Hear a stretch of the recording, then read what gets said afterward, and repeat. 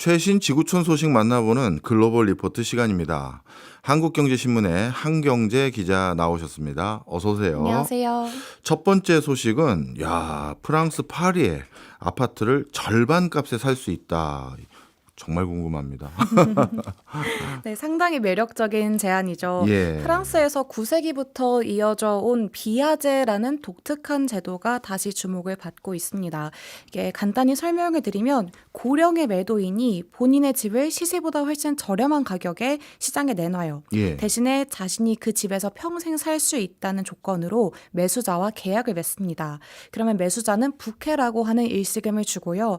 그 매도인이 사망할 때까지 매달 연금처럼 일정 금액을 매도인에게 지급을 하는 거예요. 네. 그럼 매수자가 언제 그 집에 들어갈 수 있느냐? 네. 집주인이 사망을 해야 합니다. 그러니까 즉 누군가 죽어야만 그 집을 가질 수 있다는 점에서 다소 무서운 거래 방식이죠. 좀 섬뜩하네요. 그렇죠. 수식어가 좀 선택하긴 하지만 이건 프랑스의 전통적인 연금 방식이었습니다. 예. 그러니까 우리나라에서도 그 주택연금이라고 했을 때 은행이 집을 담보로 잡고 가입자에게 매달 일정 금액을 주잖아요. 네. 프랑스에서는 그 은행의 역할을 매수자가 하는 겁니다.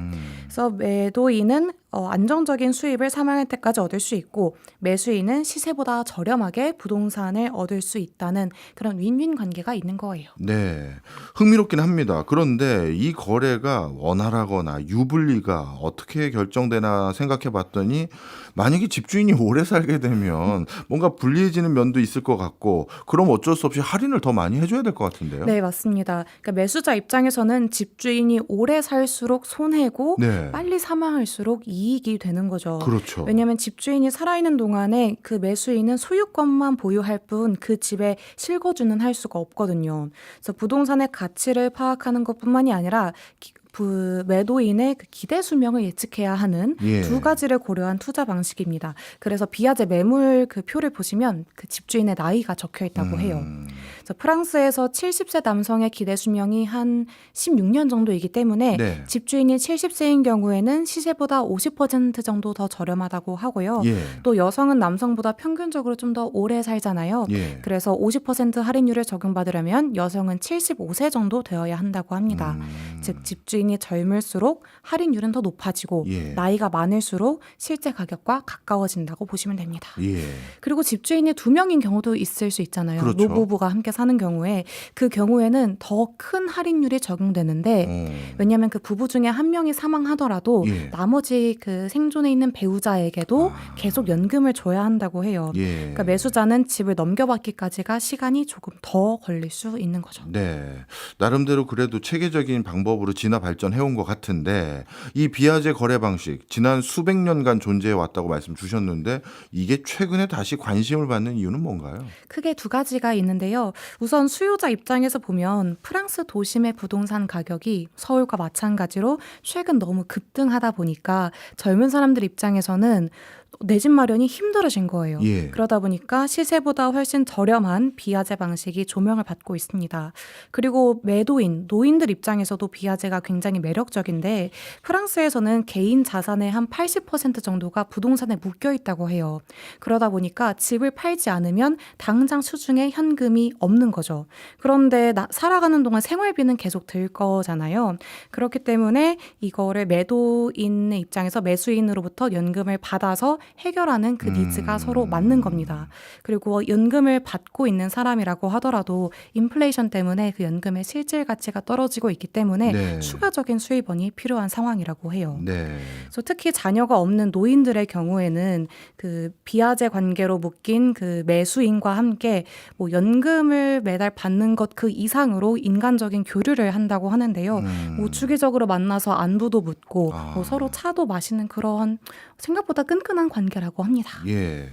물론 외부에서 보기에는 안부도 묻고 차도 마시는 게 끈끈해서 그럴 수도 있는데 좀 부정적으로 해석하면 살아계시는지 확인하는 것 같기도 하고 이거 조금 더 나쁜 생각을 갖게 되면 집주인이 만약에 빨리 사망하면 할수록 야 내가 프랑스 파리의 요지의 아파트에 들어가서 살 수 있을 것 같은데 이런 생각 갖게 되는 사람도 솔직히 소수라도 있을 것 같고요. 네. 그래서 뭐 살인이라든가 이런 강력 범죄도 일어나지 않을까요? 맞아요. 그러니까 범죄가 없진 않았습니다. 이 제도를 예. 악용하는 사람들이 있었다는 거죠. 저 CNN에 따르면 2019년에 파리 남서쪽의 한 요양원에서 92살의 할머니가 사망을 한 사건이 있었습니다. 그 당시 이 사망자가 마들렌이 목에 걸려서 숨진 채로 발견이 됐는데 그날 하필이면 한 남성이 이 할머니를 찾아가서 마들렌을 준 장면이 목격이 됐다고 해요.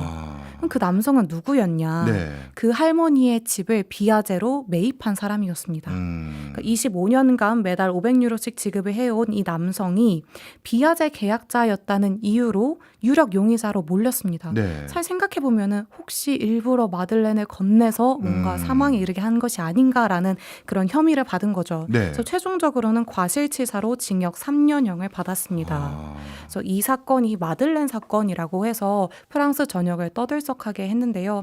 이렇게 비아제 거래가 아무래도 특수한 거래이다 보니까 경찰에서도 신경을 곤두세우고 수사한다고 합니다. 예. 근데 물론 반대로 생각보다 매도인이 너무 오래 살아도 문제가 됩니다. 네. 1965년에 이런 일이 있었어요. 90세의 잔 칼방 씨라는 할머니가 자신의 변호사 앙드레 프랑수아 라프레야에게 아파트를 비아제로 팔았습니다. 예. 이 당시에 매도인과 매수인의 나이 차이가 한 30살 정도였으니까 우리가 생각하는 그런 일반적인 거래였는데 네. 칼망 할머니가 그로부터 32년을 더 살았어요. 예. 122살까지 사신 거예요. 이야. 그러면 이 매수인 라프레 변호사는 언제까지 살았느냐? 예. 그 할머니보다 2년 먼저 사망하셨다고 합니다.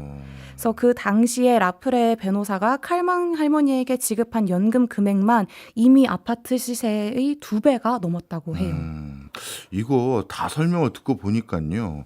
굉장히 위험한 투자 같은데요. 그렇죠. 리스크가 굉장히 크죠. 예. 근데 그럼에도 최근에는 이제 프랑스 사람들뿐만이 아니라 외국인 투자자들도 이 거래 방식에 굉장히 관심을 갖고 있다고 해요. 예. 왜냐하면 프랑스 시장 그 부동산 시장에 좀 저렴하게 진입할 수 있는 거의 유일한 방법이기도 하고 또 외국인들은 은퇴 후에 프랑스에서 살고 싶다라는 생각으로 부동산을 매수하는 거니까 어차피 그 짧은 기간이 아니라 길게 보는 투자자들인 거예요.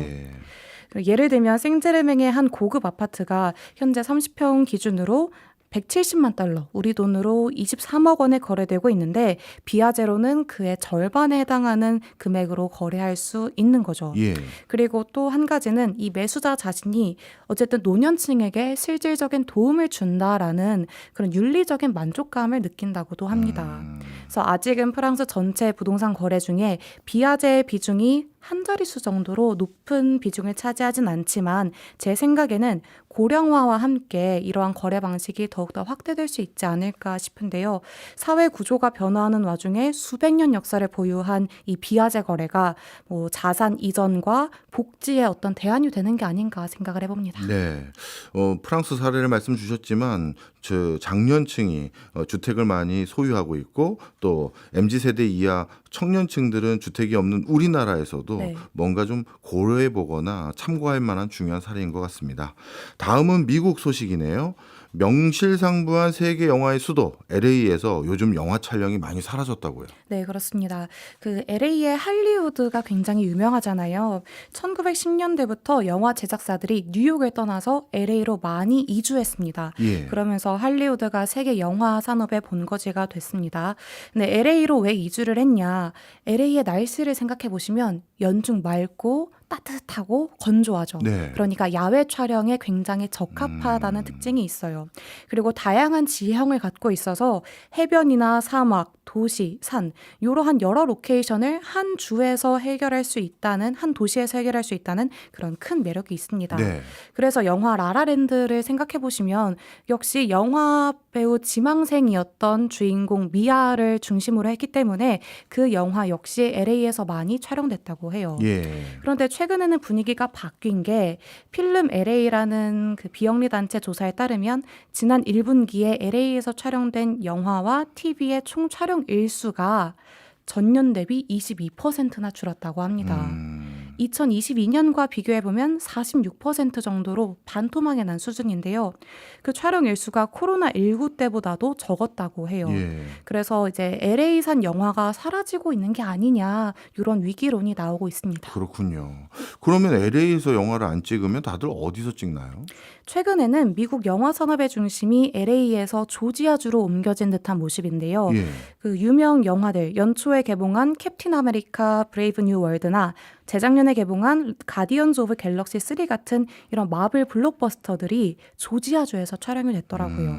그 외에도 뉴멕시코나 루이지애나 같은 도시들도 있고요. 아니면 인접국인 캐나다, 아니면 아예 유럽의 헝가리나 체코, 또 아시아처럼 로케이션이 다양하게 이뤄지고 있습니다. 그렇군요. 이렇게 탈 LA 흐름이 일어나는 근본적인 이유는 뭡니까? 가장 중요한 이유는 아무래도 비용 문제입니다. 예. 이전에도 할리우드가 물가가 굉장히 높기로 유명했는데요. 2023년에 미국의 배우와 작가진들이 대규모 파업을 벌이면서 그 이후에 인건비가 굉장히 많이 올랐다고 해요. 물론 이들이 파업을 벌인 이유는 일자리를 좀 보존해달라, 우리의 생존 문제와 결부돼 있다라는 생존의 문제에서 비롯된 파업이긴 했지만 네. 어쨌든 그 제작사들 입장에서는 인센티브도 높여주고 최저임금도 높여주니까 부담이 커진 겁니다. 다 돈이겠죠. 뭐. 그렇습니다. 그래서 조지아주나 뉴멕시코주에서 촬영을 한번 해볼까 하고 이전을 해봤는데 예. 생각보다 어려움이 없었던 거예요. 그래서 그때부터 우리가 굳이 할리우드에 머무를 필요는 없겠다라고 생각을 한 거죠. 예. 그래서 그 인근 주들의 스튜디오를 세우기 시작했고 또 대서양을 건너서 유럽을 가보니까 유럽이 미국보다 최저임금이 낮고 예. 또 각종 세제 혜택까지 누릴 수 있었습니다. 아주 충분한 이주 요인이 되는 거예요. 그렇네요.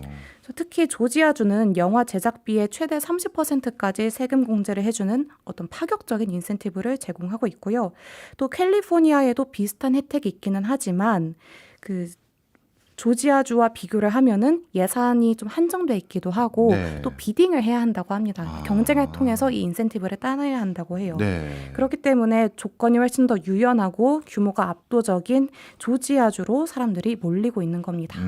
그리고 LA에서는 촬영 허가도 상당히 까다롭다고 하는데 예를 들어서 소수 인원으로 길거리에서 그냥 촬영을 한다고 쳤을 때 그 네. 허가 비용이 뉴욕보다 비싸다고 해요. 그러니까 뉴욕에서는 뭐 대규모 촬영이 아닌 이상에는 웬만하면 그냥 허가를 해주는데 예. LA에서는 그 모든 촬영에 그 이제 요금을 받는다는 예. 거죠, 주 정부가. 그렇군요. 그러면 요즘은 영화를 이제 넷플릭스 같은 OTT 이런 형태로 보는 사람들이 많은데 이런 지금 설명해 주셨던 흐름이 OTT 산업에 영향은 없습니까? 굉장히 많죠. 어찌 보면 OTT 산업이 이 할리우드의 쇠퇴에 영향을 줬다고도 볼 수 있습니다. 네. 왜냐하면 예전에 그 모든 제작사와 뭐 배급사, 영화 배우들이 할리우드로 모여갔던 이유가 거기에 기술자들도 있고 배우들도 있고 결정적으로 배급망이 거기에 몰려 있었어요. 그런데 지금은 세계 곳곳에서 만들어진 콘텐츠가 OTT를 타고서 시청자들을 만날 수 있는 구조로 변했잖아요. 그러니까 더 이상 극장과 배급사에 의존할 필요가 없는 겁니다. 예.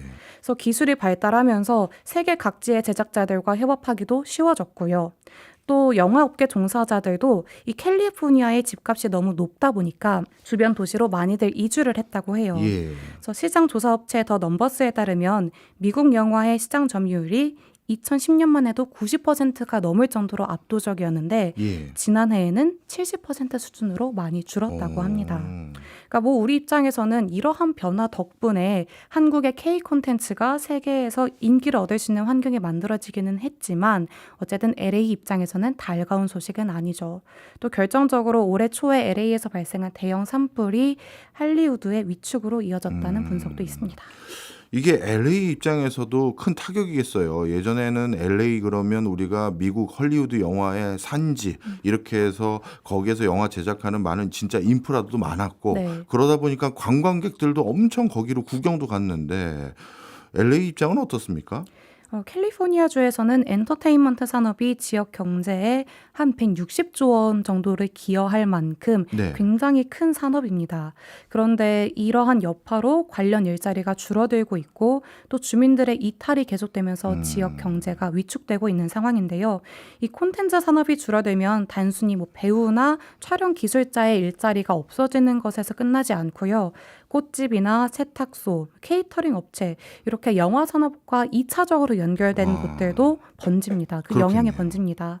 그래서 현재 캘리포니아주 정부가 세금 인센티브 규모를 확대하면서 LA로 제작사들을 복귀시키자 이런 캠페인을 벌이고는 있지만 네. 늦었다는 평가가 나오거든요.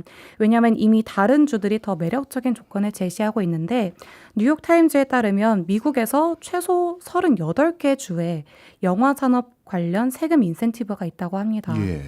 그 뉴멕시코주 역시 캘리포니아주랑 가깝다는 점을 강조하면서 각종 세제 혜택을 내세우고 있어요. 그래서 과거에 뉴욕에서 LA로 영화 중심지가 한번 옮겨갔듯이 지금은 LA에서 전 세계 곳곳으로 콘텐츠 중심지가 이동을 하고 있는데 네. 왜 이런 이유가 발생했을까? 꼭 비용 문제 때문일까를 생각해보면 제 생각에는 기술 발전의 이유도 있긴 했지만 할리우드가 그간 너무 안일했던 게 아닌가라는 생각도 해봐요. 네. 그러니까 2016년에 이미 LA 위클리라는 주간지가 이 포인트를 지적을 했는데 할리우드가 주 정부의 그 많은 세금 혜택을 받는 것에 비해서 지역 경제 발전에는 큰 보탬이 되지 않는다라는 목소리가 있었습니다. LA 카운티의 민간 일자리 95% 정도는 할리우드랑 무관한 그냥 예. 일반적인 일자리라고 해요. 그런데 할리우드 인근의 교통체증 그리고 터무니없이 비싼 주거비와 생활비를 엉뚱한 사람들, 영화산업 종사자가 아닌 사람들이 지고 있다는 비판이 있었습니다. 그렇다고 할리우드가 경제적인 낙수 효과를 많이 창출하는 것도 아니었고요. 그래서 어찌 보면 할리우드의 쇠퇴 문제가 훨씬 더 오래전에 10년도 더 전에 경고등이 켜진 게 아니었을까라는 생각을 합니다. 알겠습니다. 마지막으로는 아프리카 한번 가보겠습니다. 초콜릿의 원료인 카카오는 아프리카 대륙에서 저도 주로 생산된다고 알고 있는데 네. 그런데 아프리카 지역에서 카카오 밀수가 요즘 기승을 부린다고요? 네, 그렇습니다. 혹시 3년 전부터 전 세계 식품 가격이 전방위적으로 올랐던 거 기억을 하실 텐데요. 예. 러시아 우크라이나 전쟁을 계기로 밀, 콩, 옥수수부터 시작을 해서 그 이후에 달걀과 유제품까지 가격이 급등했습니다. 예. 그래서 우리나라에서도 라면과 과자, 빵 가격이 많이 올랐죠. 그래서 그 사이에 카카오 역시 가격이 많이 오른 작물 중에 하나인데요. 병충해가 이제 서아프리카 주산지를 덮치면서 2023년부터 수확량이 급감했습니다. 네. 그래서 시세를 보면 국제시장에서 카카오 가격이 2023년 대비 현재 4배 이상 올랐어요. 이야, 4배요? 그래서 작년 말에 처음으로 톤당 $10,000를 돌파했는데 우리 돈으로 1,300만 원 정도인 거죠. 예. 지금도 톤당 $8,000 수준에서 거래가 되고 있습니다. 그러면 카카오가 비싸지면 이 카카오 농가들의 수입도 증가하는 게 당연한데 예. 그렇지 못한 구조입니다. 어. 그래서 여기에서 카카오 밀수 문제가 시작이 되는데요. 예. 시장에서 거래되는 가격만큼 생산자 역시 그 가격에 팔고 싶다라는 욕구에서 밀수가 출발했습니다. 그래서 이 밀수가 세계 코코아 주산지에서 빈번하게 일어나고 있는데 초콜릿 하면 떠오르는 나라 혹시 어디세요? 아, 이거는 애우기 쉽죠. 가나 초콜릿 가나. 그렇죠. 롯데제과의 가나 초콜릿을 떠올리기 때문에 가나가 주산지라고 생각하시는데 정답입니다. 예. 세계에서 두 번째로 카카오 생산량이 많은 국가이고요. 예. 그 옆에 붙어 있는 코트디부아르라는 국가도 세계 최대 카카오 어. 생산지입니다.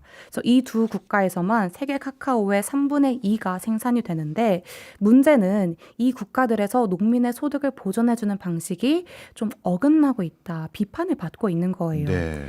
코트디부아르와 가나가 수매 제도를 운영하는데 이게 카카오의 작황이 어떻든 정부가 정해진 가격에 그 카카오를 매수를 해주는 제도입니다. 예. 그러니까 예를 들면 카카오가 너무 많이 생산돼서 시장 가격이 폭락한 경우에는 농민들을 보호할 수 있는 제도가 되는 거죠. 네. 하지만 반대로 지금처럼 카카오 가격이 폭등했을 때는 오히려 농민의 소득을 제한하는 족쇄가 됩니다. 아, 이제 이해가 됐습니다. 지금처럼 카카오 시세가 폭등한 상황에서 농민들이 더 많은 이익을 얻기 위해서 카카오 밀 수출에 나선 거군요. 그렇습니다. 그러니까 국경만 넘어가면 훨씬 더 비싸게 팔 수 있는데 네. 굳이 정부를 통해서 카카오를 판매를 해야 하나라는 의문이 드는 거죠.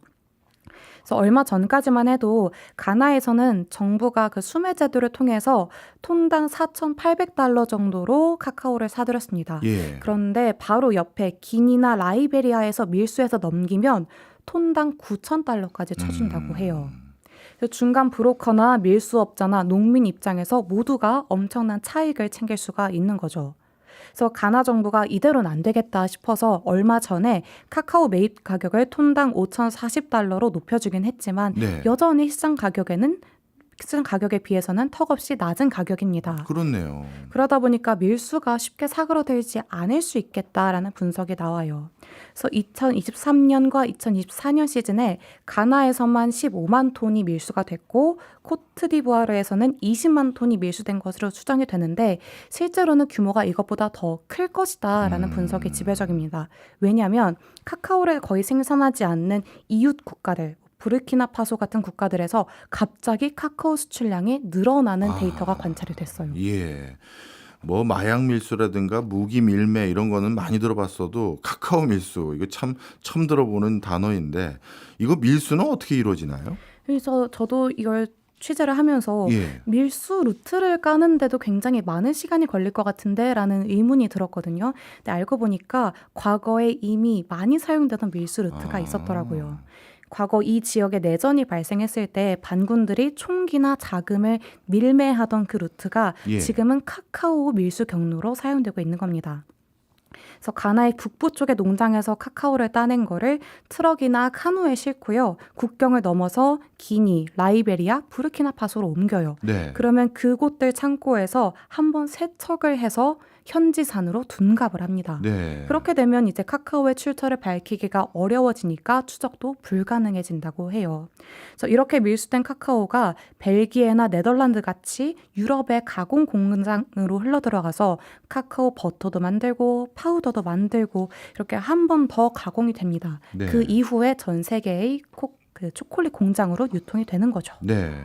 이거 카카오 생산하는 나라 입장에선 손해가 막심할 것 같은데 정부 차원의 대응은 없습니까? 물론 있습니다. 코트디부아르와 가나가 카카오 수출이 GDP의 굉장히 많은 부분을 차지해요. 그래서 이 수입으로 공공 서비스도 유지를 하고 또 외채도 상환을 하는데 예. 밀수로 수출량이 줄어들어 버리면 정부도 세수가 부족해지는 겁니다. 특히 가나는 2022년에 채무 불이행을 선언하고 IMF의 구제금융까지 받았기 때문에 이 수출량 감소에 조금 더 민감하게 반응을 하고 있어요. 네. 그래서 가장 먼저 시도한 것이 앞서 말씀드린 매입 가격 인상이었고요. 또 하지만 여전히 시장 가격과 괴리가 크기 때문에 이걸 더 높여주느냐 마느냐를 정부가 고민을 하고 있다고 해요. 네.